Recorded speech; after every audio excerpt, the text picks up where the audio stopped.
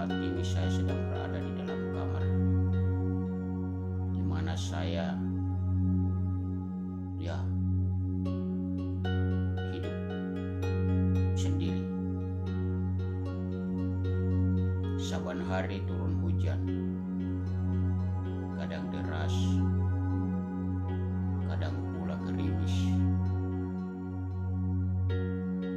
Sesekali saja rinai turun. Saya sudah 3 hari didera oleh sakit. Saya tidak bisa berjalan terlalu jauh menuju Trans Sulawesi, sebab saya berada di geografi pebukitan, geografis perbukitan yang dimana jalan menanjak turun, menanjak naik. Saya memiliki sahabat tahu kalau saya sakit, dan sesungguhnya membawa saya siang tadi pukul 13 atau pukul 1 siang ke warung yang ada di Jalan Trans, kurang lebih 400 km, kurang lebih 300 meter dari tempat saya berdiam. Sebenarnya ada ransum atau makanan yang sudah dibayarkan. Penjual nasi itu mengatakan lebih baik setelah maghrib baru ambil, walaupun sesungguhnya kalau siang diambil tidak ada masalah. Tidak juga basi sampai sesudah isya atau sampai pagi malah, asal jangan dicampur dengan yang basah. Tapi saya tidak turun mengambilnya walaupun sudah dibayar, sebab saya tidak bisa jalan. Bukan cuma itu, hujan juga turun setelah maghrib mendera, dan lagi-lagi badan saya kembali pegal. Sesungguhnya memang saya belum pulih, tetapi saya setiap merasa pulih atau sedikit agak baikan, lagi-lagi bergerak, lagi-lagi bersemangat untuk tampil. Saya juga mandi, padahal sesungguhnya tidak boleh terlalu kena air, sebab apa yang saya derita ini adalah jenis penyakit musiman. Dokter menyebutnya dan menyatakan bahwa ini bukan penyakit. Dia hanya kadang saat di mana kondisi itu berlebihan, full time bekerja, juga makanannya berlebihan, maka disarankan untuk jangan makan pantangannya. Ya, tapi sebagai manusia saya juga minder. Ya, itulah resiko hidup. Kita harus hadapi apa yang telah kita tembus, apa yang kita telah langgar dari perjanjian-perjanjian yang telah ditetapkan. Salah satunya pantangan makanan, dan juga secara fisik. Saya kadang-kadang didera asam urat. Sesungguhnya bisa saya atasi, tapi kadang-kadang saya teledor. Saya selalu memang bersemangat di setiap waktu, di setiap dimana saya berada. Dan itu sesungguhnya saat tiba, maka tak ada yang bisa diunggulkan dari apa yang kita miliki. Apalagi kita hidup dalam kesendirian, tak ada siapa-siapa. Ada beberapa tetangga rumah di sekitar sini, tapi kita tidak juga bisa memaksa untuk meminta bantuannya. Apakah dia mendengar? Apakah dia tahu? Sesungguhnya mereka tahu bahwa saya sedang sakit. Apakah kalau saya mendatangi mereka atau memanggilnya untuk meminta bantuannya saat saya butuh makan seperti malam ini. Tidak mungkin. Karena kondisi ini saya tahu, maka alternatifnya adalah saya selalu menyimpan cemilan, biskuit yang netral dari kandungan apapun, baik karbohidrat, protein dan sebagainya. Tapi kalau protein bisa jadi karena dari terigu adalah biskuit, gabing. Kadang-kadang saya juga meminta bantuan melalui WAG, grup-grup di teman. Tapi saya tahu mereka juga punya keluarga dan sibuk. Ada juga yang jauh-jauh dari tempat saya membawakan, karena tahu itulah yang favorit saya makan. Dan itulah makanan yang netral untuk saya bisa makan. Tapi itu adalah cerita dulu. Itu cerita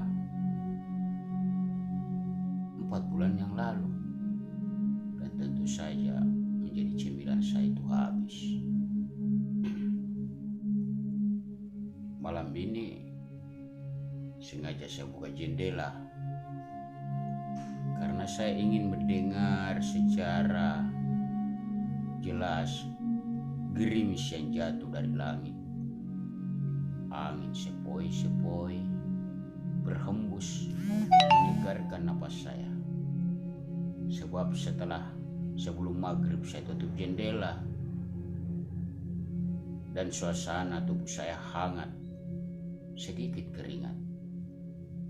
Itu menandakan bahwa bumi di tempat tinggal saya dalam kondisi hangat, dan itu adalah bayang-bayang peringatan bahwa sebentar lagi akan turun hujan. Dan tepat sesudah maghrib, gerimis mulai jatuh. Perlahan-perlahan hujan deras jatuh, dan beberapa menit kemudian berlalu. Gerimis kembali tiba, akhirnya dingin. Ini angin menghempas masuk dingin. Itulah senang saya tarik napas. Saya juga belajar dari situ tentang bagaimana menyembuhkan diri saya yang sempat terdampak penyempitan di jantung. Oleh karena saat itu tiba-tiba saya kena emah atau penyakit ulu hati. Jadi itulah pengalaman yang saya alami. Itu pun dikala saya sendiri, tanpa siapa-siapa. Saya menelpon siapa-siapa, tak ada yang angkat. Saya paham sebab itu adalah dini hari. Tapi bersyukur jauh dari sana kabupaten di sebelah seorang teman yang datang waktu subuh, masih pukul 4 dini hari. Dia membawakan saya obat untuk meminimalisir kondisi mah saya. Keesokan pagi hari dari matahari mulai muncul, saya pun dilarikan di unit gawat darurat.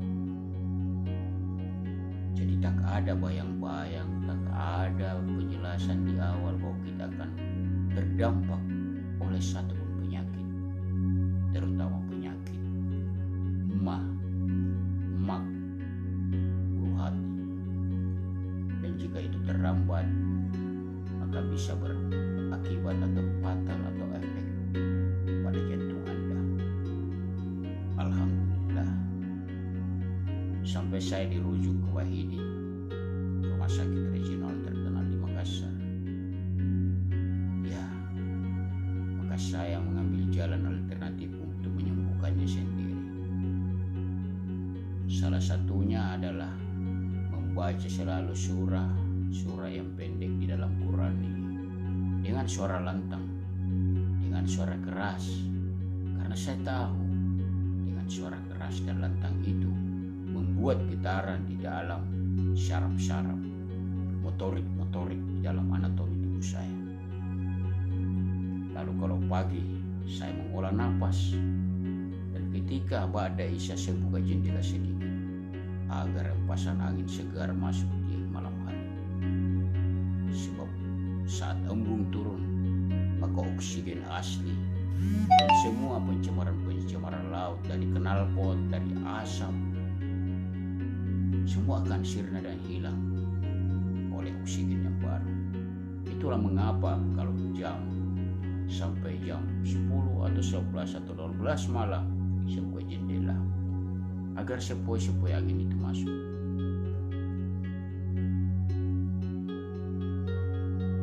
Dan malam ini karena saya tidak bisa jalan, tidak bisa ke warung, yang tentu saja jalannya menapak turun. Tidak itu saja, tapi juga hujan.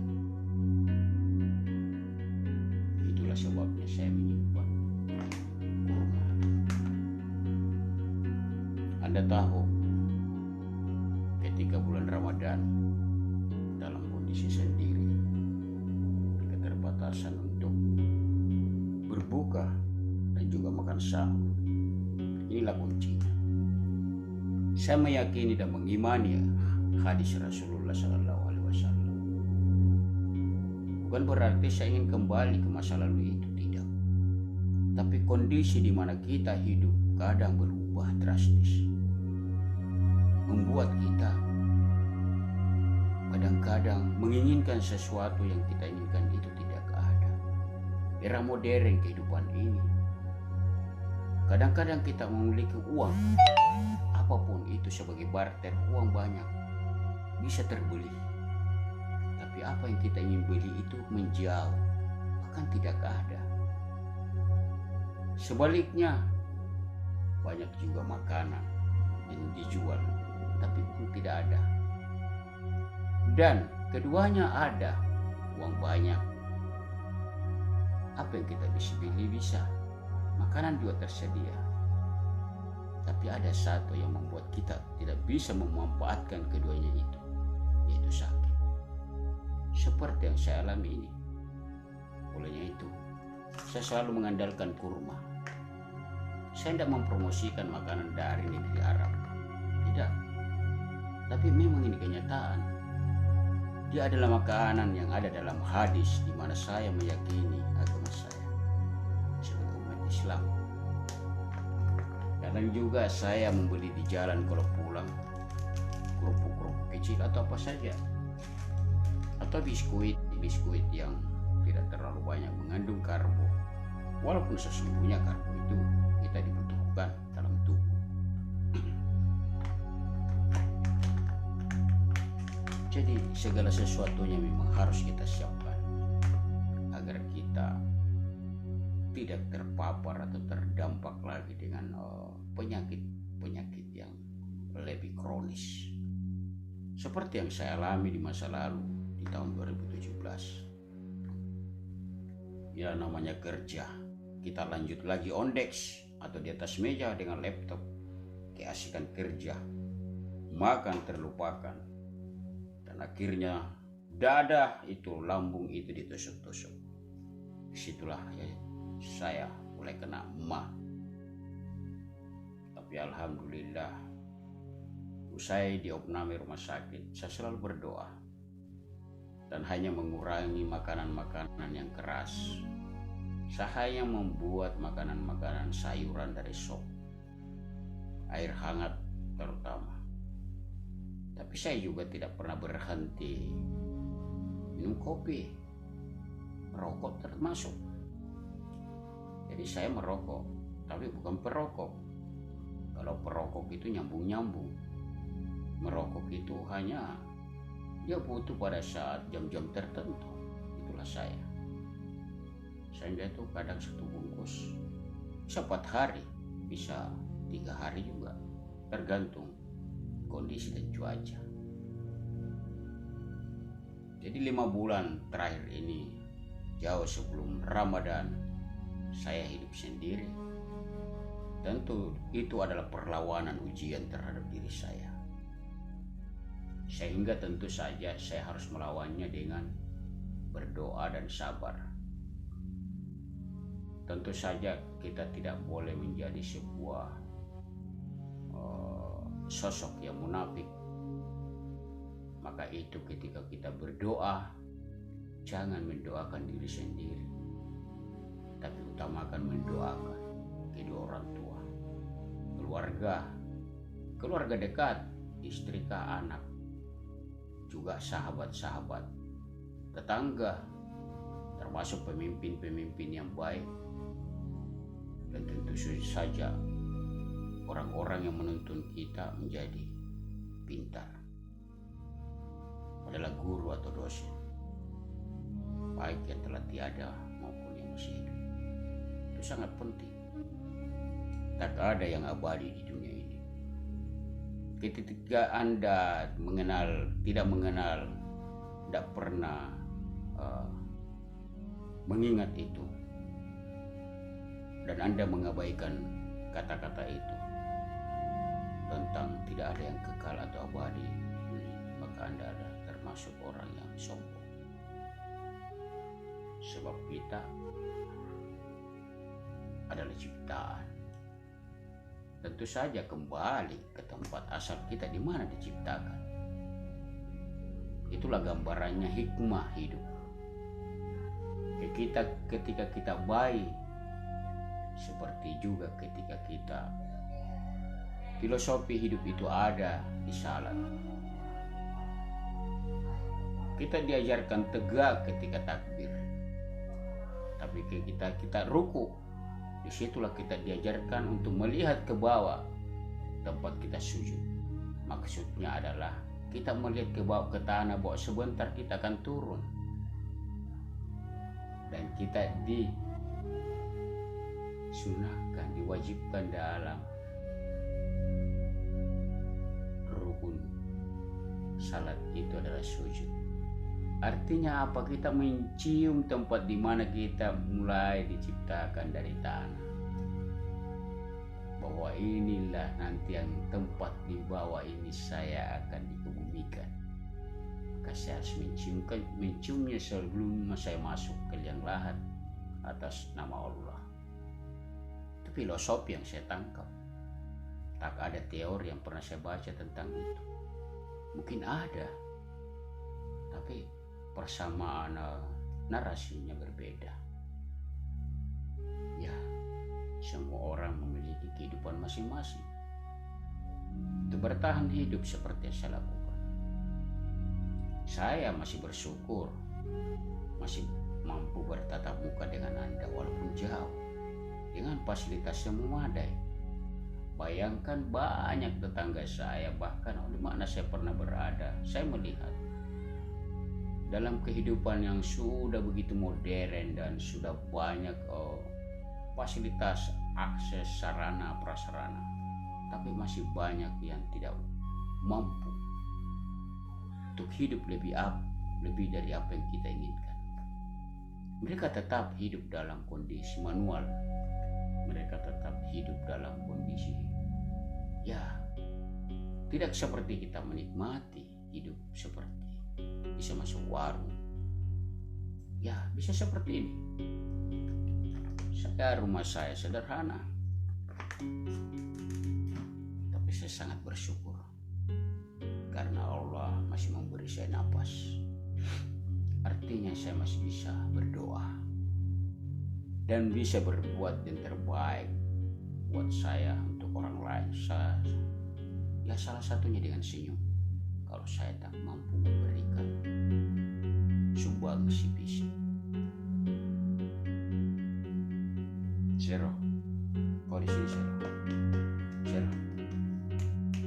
Ini adalah kucing liar gelandangan yang tiba-tiba ikut di jalan. Saya tadi saya memandikannya, saya memberinya makan. Itulah mengapa dia sering dibuai.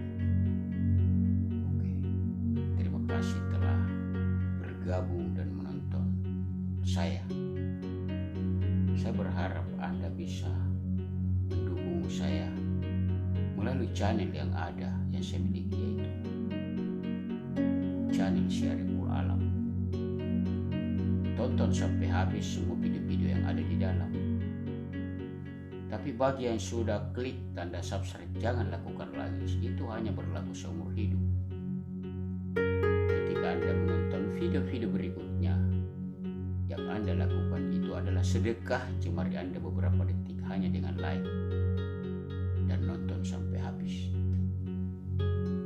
Tentu saja Anda bisa berikan komentar di bawah kolom komentar. Saya berharap komentarnya menginspirasi dan juga mengedukasi. Terima kasih dari Pebukitan Pasarang,